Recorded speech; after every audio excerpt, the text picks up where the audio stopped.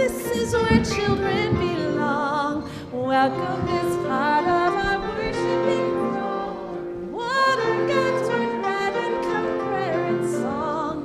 This is where children belong. Okay, friends.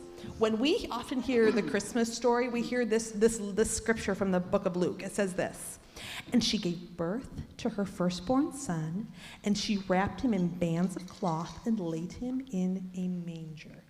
Have you guys ever held a brand new baby?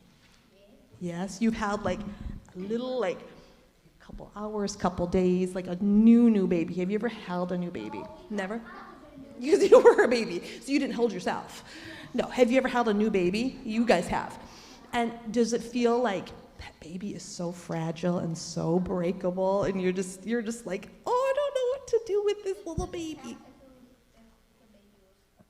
Yes, it still counts, because it feels like this fragile, something we have to be super careful. We got to hold up their head, because they can't hold their head, and we got to be really careful. And we want to treat it so gently. And so, like, I want you guys to look at the screen real quick. Aww, who's that? Which one is that? Is that Becca? Mom? Avery? Avery, that's Avery. That's right, that's Avery. Okay, let me see the next one. Oh, I think that one's Bradley. Mom? Bradley? Don't worry. Guess what? I stole all these from Facebook. Your moms don't even know. Your moms and dads. And I couldn't find all of you. I couldn't find all of you. So let's see the next one. Let's see. Oh, that one. Who's that one? No, who was that one? Any mom want to jump in? Brayden, that's Brayden. Okay, that's Brayden. I should have wrote the names on them. Okay, who's next? That's Kate for sure. Let's look. Okay, let's keep going. That's not okay. That one. That's Becca. Let's see. You like Okay, who's next? Oh, that's Reed and Graham. You are on the right. Graham is on the left. I think that's all of them. I couldn't find you two online. I looked for you two. I should have contacted your moms. But those are our little babies. Now, when you guys were little, do you think the grown-ups that took care of you wanted just to, like, put you wherever? Like, no, they wanted to put you in the safe, warm, like the most perfect little spot. They wanted to wrap you up. But now let's go back to that other story, the story of Jesus. They put him in a manger. Let's talk about what a manger is, because we think about a manger. Go ahead. A manger is like, so you fed like cows. Mm-hmm. Like whenever probably back on that nativity scene at Little Creche, there probably was there's this wooden manger. In fact, I know when we have our kids program, we have like that wooden one. But really, a manger would have looked more like that. That would have been more like a manger. It would have been made out of stone. It probably wouldn't have been like the first place Mary wanted to put her baby, right? Like, I don't think any of your grown-ups really would want to have put you in that. I wouldn't have wanted to put you in that. That looks cold and hard. And you know what? Animals ate out of that. So I'm guessing there was probably some cow slobber and maybe some dried food.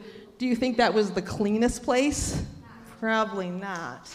Probably kind of yucky. It would be safe, because what was her other option? Well, what Mary and Joseph could have put maybe Jesus on the ground, but then remember, the animals, this was probably the best place, and it probably wasn't even the greatest. It was full of slobber and dried food. But you know what? Here's the really cool part. Because later in life, when Jesus was older and he was talking to his disciples, and another word for disciples are students or followers. When he's talking to his disciples, he says this. He says, "I am the bread of life." So here's something kind of cool. His first bed was this feeding trough. But he says, "I am the bread of life." Now, is Jesus really saying he's bread? No, that's silly. He's not saying he's bread. But what he's saying is this: come to me when you're hungry for more love in your life, more joy in your life, more peace in your life. Come to me hungry, and I will satisfy you. I will feed you all the things that makes your soul peaceful and warm. If we follow Jesus' ways, the way that he lived, we can live a life that's full. It fills up our belly, and it makes us feel so much better. It's kind of like every Sunday when we do communion, God's like, come to the communion table hungry.